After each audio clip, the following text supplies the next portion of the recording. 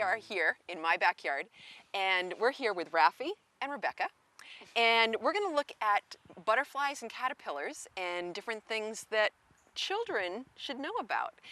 You have this yard. A little boat. Yeah. It's So Rafi, it's okay. show me these little caterpillars. Did you see a caterpillar on there? Oh, here's one. It's hanging. See this? See, it's hanging. What kind of caterpillar is that? Is that a monarch caterpillar?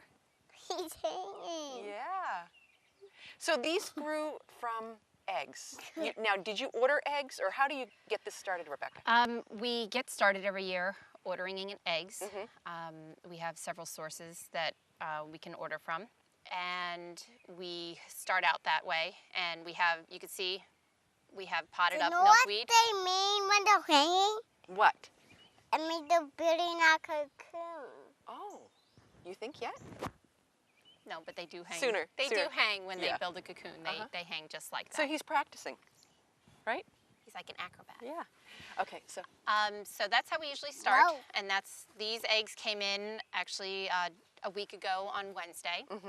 And this little guy actually hatched out on Thursday.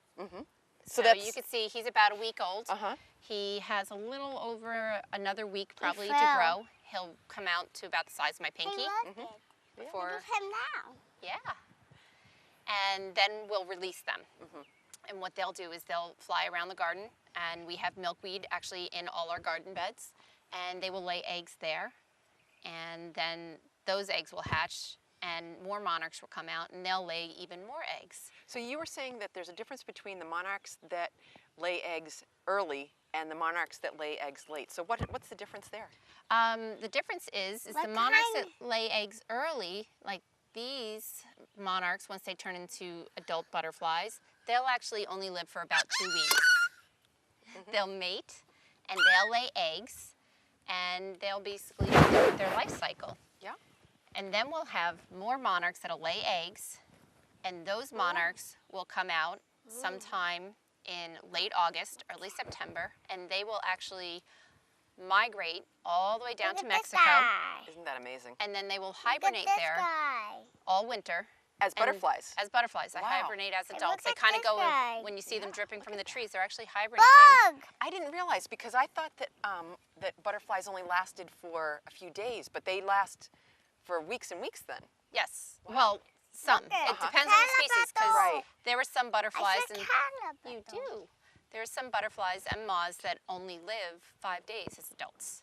They don't even have Oh. mouth parts. They don't even eat. Wow. Yeah. Wow. So There's so much to learn. You know, it's funny because I go through and I walk my dogs in the morning, and I see the different plants that are around, and I've seen a lot of milkweed right now.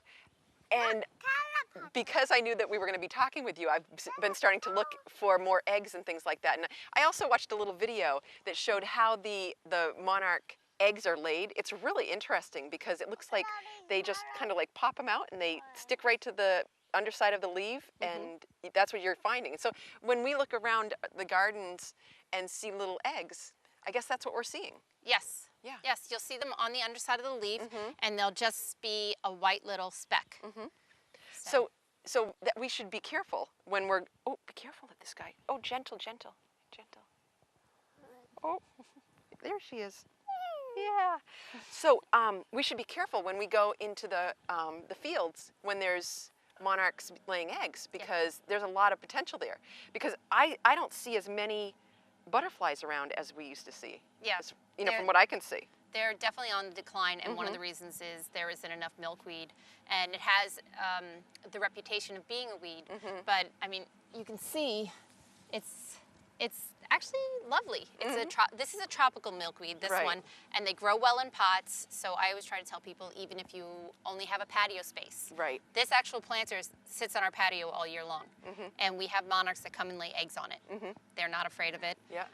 We have these small little planters that we're going to be dropping off at a local family center at Sophia's Hearth. Yeah. So they can put it in the children's garden. And you can just inoculate into any perennial bed some type of milkweed. We have Cinderella milkweed. It's gorgeous. It's pink and flowy, and they really enjoy that. There are milkweeds that are showing their seed pods get very big and round. There's just so many different varieties that they just have to be appreciated and that they do have their place in the garden bed. Now, is milkweed the only thing that the monarchs will eat? Yes. It is. Wow. Yes, and Okay. that's why I also have this here. This is actually A lupin. a lupine, and it's actually New Hampshire is one of the few areas that the Karner blue butterfly still exists. It's an endangered butterfly, and it feeds off the lupine plant. And this is grown from seed. Yeah. Raffi and I did it. Every winter we grow them from seed. And then we either put them in our gardens, we've given them to our neighbors, we've brought them over to Sylvia's Hearth for their butterfly garden in their area. Yeah. So we can kind of get the population of the lupine back up, so then the Karner blues can come back Right. in. Right. So- I've been up to Prince Edward Island, and I noticed that there's a ton of lupin up there. So I'd be surprised if they didn't have those butterflies around there. But now you said butterfly garden. What is a butterfly garden? And I know you were telling me also that your yard didn't have hardly anything in it 4 years ago. Yeah. And now if you take a look around, it's amazing to see all the plants that you have. You have such a variety, and they're all for different purposes, you know, different pollinators, because I know you have bees too, yay. But, you know, it looks like a place that if I was a bug, I would want to spend my time. It's beautiful. Thank you. Yeah. So what I is a have- butterfly garden? A butterfly garden, a lot of people consider a butterfly garden a garden that hosts adult butterflies, has plants for them to feed nectar off of that attract them as adults. What people should really also think about is having those plants that the butterflies eat as caterpillars. They spend 70% of their life as a caterpillar. So that's a really important part, is having that element for them. Simple things is parsley is a huge plant for them to feed off of, and we grow some parsley every year, and if we get caterpillars on it, we just let it go. If we get caterpillars on the parsley we eat, we just move the caterpillars over to the parsley that's meant for them. Yeah, yeah. There's And- balance. Yeah, and Yeah. we get any swallowtails, you know, pupating and spinning chrysalises right there on our parsley. How beautiful. You know, I mean, when you look back at us as, you know, kids growing up, we had all kinds of bugs, it seems like, around, you know, but now it doesn't seem like we have so many. So why not attract, you know, different bugs to the area? Now, you also are part of a butterfly station? Way station. Way station. We're okay. a Monarch Way Station. We're nationally registered with Monarch Watch. Monarch Watch is an organization that actually monitors monarchs and tries to help educate the population on their migration. And we register our site, which means we have elements for all their life cycle.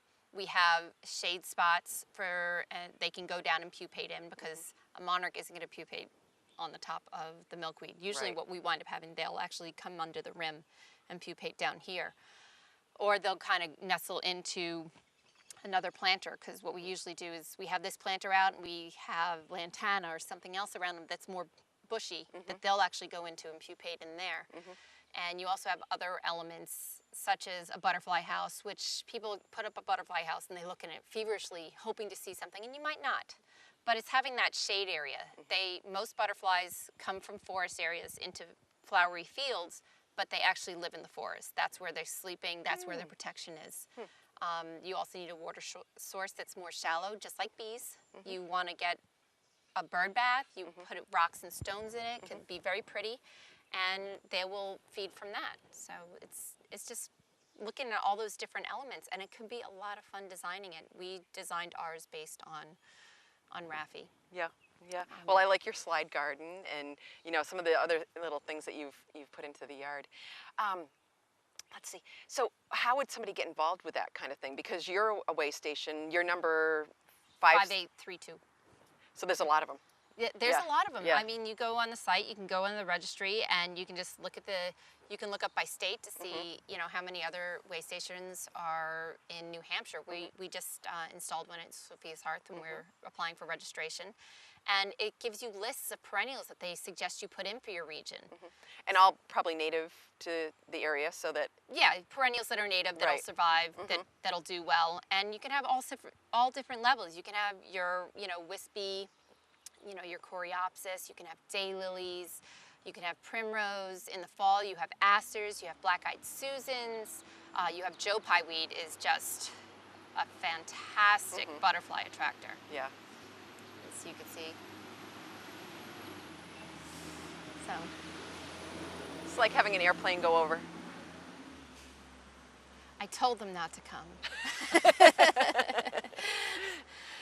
Okay, so there's it's just a great attractor. it's a great attractor. It's a lot of things you can look into, and that's the whole thing. If you can have fun with it, you can put annuals in. Lantana is a tropical, and we put it in every year. We put in lantana. We do sunflowers. We do marigolds, and they love all of them. I think what you're saying is that it's important to have a variety, Yes. so that you do attract different pollinators and different things to your garden. Because if you don't, and then the time of year, everybody has stuff in the spring because it's spring, like let's put everything in. But you forget about the different times when there's not as much pollination around or pollen around and nectar for some of the insects, and like in the fall too. So it is really important to have a variety of things. And there's a very, very simple solution for anybody who says, well, I don't have anything that's blooming in August. You go to your local garden center in August, Right. and you'll see what's blooming. Right. And you go and you put some in your garden. Right. And we have a lot of garden centers It's in the a very area. simple process. It's the same thing. Early spring, you don't have anything? Go to your garden center Right. early spring. I do They're this- going to have it right out Yeah. front blooming. Yep. And you don't have to buy, you can buy the little small gallon plant and let it grow. And you can have a deck garden. I mean, Yes. it doesn't, honestly, you don't have to have a vast backyard. You can grow parsley in a plat. You can grow milkweed, obviously, in a planter. There's no reason why you can't actually help monarchs and help butterflies with just a container garden, Right. because you can. Yeah. So how did your interest start with this? Were you Rafi's age, or Oh, was no. it in college, or wa- what's your background in this? My background is I do have a degree in horticulture. I was always really into plants. My mom was forever finding me coming into the house with leaves that I pulled off her plants and flowers because I just wanted to look at them. Right. So I was always interested in plants, and I studied horticulture.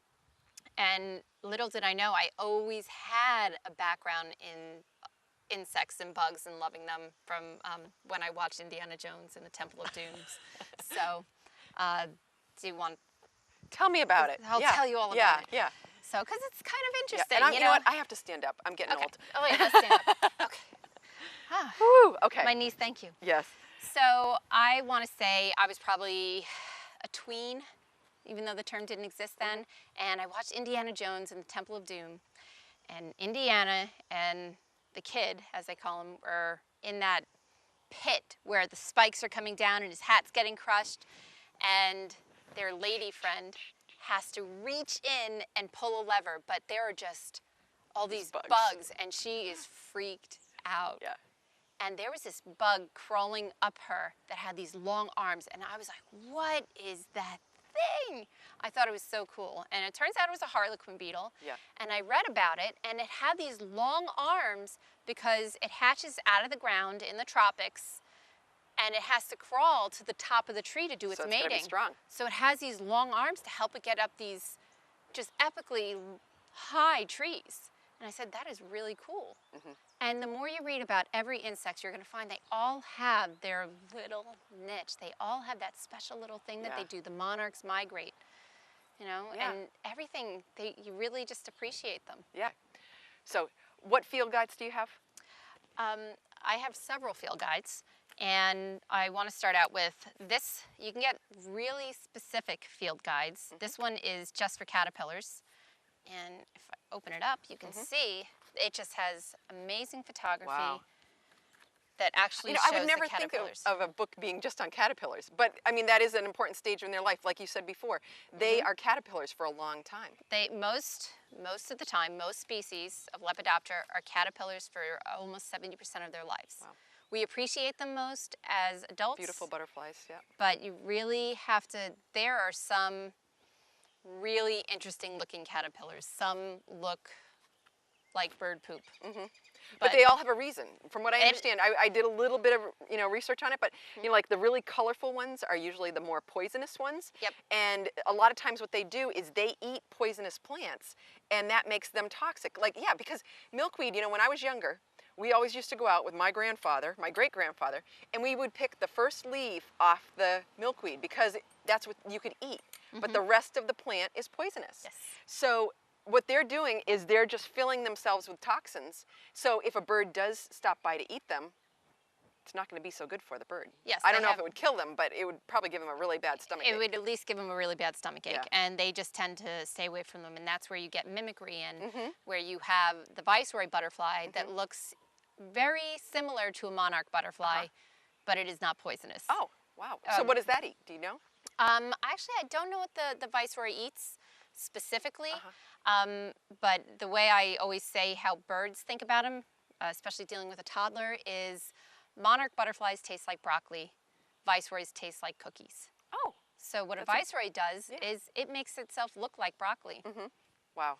So It really is just amazing. Like, but you know, because there's other ones in there. If you look at them, they've got all these little hairs sticking out, or they're very colorful, or they do look like poop, or they look like a leaf, or whatever. I mean, they have all these different things that they do in nature to kind of throw, you know, the birds off, or different things like that. And you know, I think the more that you go out and you look at caterpillars and butterflies and all of this, you're really going to open up your world.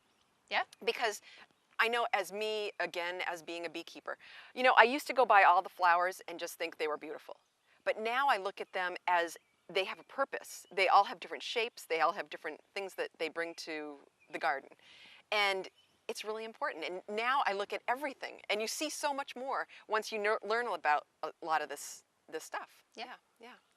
and It's it's great. and it's just a cycle, and you'll just observe more. You'll notice more.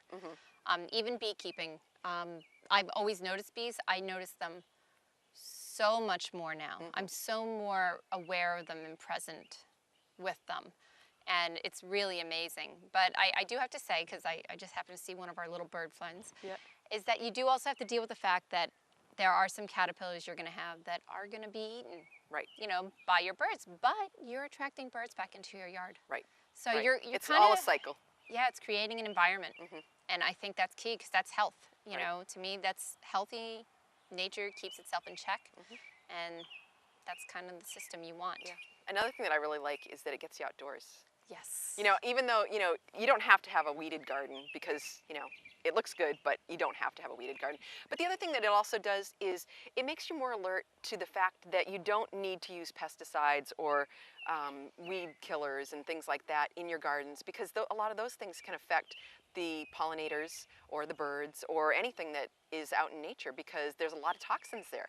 So it really alerts you to the fact that you need to be careful and think about what you're putting into your environment. Yeah. Yeah. Absolutely. Yeah. And we don't use anything. No. Um, Yeah. Well, now you don't have control over everybody else in your neighborhood, though. No, I don't. You know, and that's one of the things that I like to encourage people to think about, is the fact that, you know, you may do everything that you can, but that doesn't mean that everybody in the world is going to do that. You know, we are a little speck of dust that are shouting out, please help us, you know, please, you know, save the environment. But, you know, by having butterflies or caterpillars or bees or any kind of insects or attracting other birds to your yard, you are actually becoming an environmentalist, and you're trying to, you know, help people along the way. Yeah. Yeah. I definitely believe that something you can do is to just find a spark of interest in somebody. I don't sit there and, you know, thump No. my field guides, No. but you get somebody interested somehow. Right. So, Yeah. and it's amazing how that works. And Yeah. it's even starting young and getting kids interested, and that fear is learned. Fear of insects and how to treat them is learned. And that's why with Raffi, we started when he was 2, working with moths, and we overwintered cocoons, and then they came out in spring. And so we actually started with adults, and then the eggs and the caterpillars, and he worked with the monarchs last year, and he loved, you know, releasing them, and then he learned how to tag them Yeah. for migration, which is great. And we just started working with these field guides that he'll be playing, and he'll come say, Mommy, I found a bug. Yeah. And go get the field guide, and we sit down and we look it up. Right. And it's a lot of fun. And that was the other field guide I wanted to show you, is that these are Kaufman. And the reason I picked these for Raffi is they just have really bright, Beautiful colorful pictures. Yep. So it's just very visual, which makes it a lot easier for a younger mind to grasp. It doesn't overwhelm them as much. Right. It keeps them interested. And it's really cool to have him bring a beetle and say, what kind of beetle is this? And if I know, I say I don't know. And Right. we go But get you the have a field guide book. and Right. we look. Right. And we go to the, okay, is it a beetle? Yes. And we go to the beetle section and we start from there. So, and it's time sitting down with him, but it's time well spent. I'm Right. bonding with him. We're spending time in nature.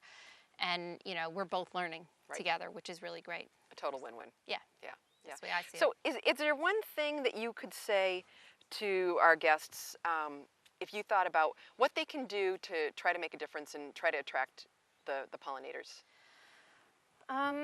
I would say that they really should just go for it and do it and not be afraid of the space you have, not be afraid of it being perfect, and just find a little space and make it happen, even if it's on your patio. If you have a sun deck that you like to sit and read on, think about what plants you have. Get some tropical milkweed. Have a little planter of that, because when you're reading a book and a monarch flutters over to lay eggs, and believe me, it will happen. It'll happen. Yeah. I was at a butterfly garden the other day, and I just found it so relaxing to have all these butterflies flying around. One of them landed on my head and then landed on my pants. And, you know, as humans, I mean, I think we look at things and we're like, oh, you know, get it off from me. But it was so cool to just like put your arm out and have a butterfly, you know, come by. So just quickly, on the Monarch Way Station. Yeah. Okay, so it costs a little bit of money to get involved with that, you know, under $50 or so. Yes. One of the things that you do through your business, which is called what? I have an Etsy shop, Okay, and it's butterfly based. okay, And my sales either donate back to Xerces Society, which protects all invertebrates and educates the Monarch Watch. I donate there as well. And we also try to at least provide the funding for people. If they want to put in the butterfly garden, that 1 to 2 a year, we will fund the sign and doing the registration and help them with the process Yep. of that. And even if you can't help them with that part, you can always give them information. Oh, so yeah. you have a website? Yes. I do. Okay, go right ahead. It's athenianair.etsy.com. Okay, and they can contact you there and ask questions and Oh, see yes, how to get involved absolutely. with And these kinds of things. Winged Art by Athenian Air is on Facebook, and I actually do a moth month. We do a monarch month where we just talk about that. Right before Christmas, I actually get into books, whether they're fiction books, nonfiction books, insect field guides, just suggesting things to people that they can maybe put a little book under the Christmas tree. It's a great time of year to get people to start thinking about that kind absolutely. of stuff. So, thank you, Rebecca. I think Rafi's out looking at butterflies or exploring somewhere. I'm sure. But it was really nice, and if you had seen him beforehand, you would be really amazed at all the things that he was talking about. But today we've been in my backyard with Rebecca and Rafi, and if you have any questions or would like information to, you know, pass on to other people, just email us, and our email address is inmybackyardch8@gmail.com, and we'll get back to you and put you in the right direction. So thank you very much for joining us today. Thank you for having me. Yeah, and I can't wait to go home and play in my garden. Me too. Yeah. Thank you very much. Thank you. We'll see you again in my backyard.